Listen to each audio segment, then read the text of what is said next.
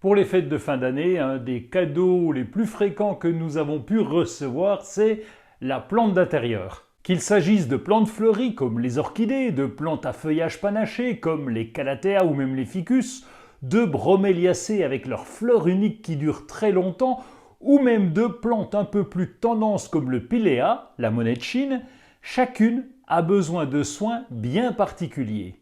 L'idée dans cette vidéo n'est pas de détailler chaque soin en fonction de la variété, mais plutôt de vous indiquer les grandes lignes pour toutes ces plantes d'intérieur.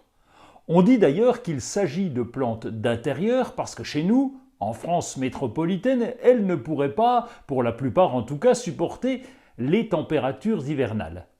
Souvent issues de zones tropicales ou subtropicales, elles ont besoin de chaleur, d'humidité ambiante et surtout de lumière. Ici en hiver, les jours sont beaucoup plus courts et les plantes bénéficient de beaucoup moins de lumière du jour. Pour combler ce vide, placez vos nouvelles plantes le plus près possible de la fenêtre.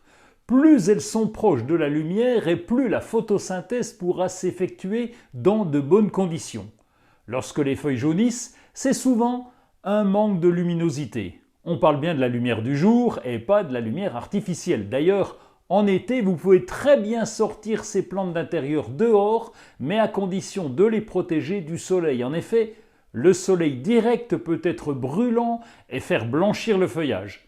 Derrière une fenêtre, la plante sera protégée par un voile ou un rideau. Et enfin, peut-être le plus important pour une plante, c'est l'arrosage, mais aussi la vaporisation. Commençons par l'arrosage. On nous dit souvent pour les plantes d'intérieur, c'est une fois par semaine. Mais outre la variété, on n'arrose pas un cactus comme on arrose une plante en pleine floraison. L'arrosage dépend de la chaleur ambiante et de la taille du pot. Plus il fait chaud dans la maison et plus le pot est petit, et plus la plante a besoin d'eau. Il convient donc de surveiller régulièrement pour ne pas avoir de surprise et trouver le bon dosage.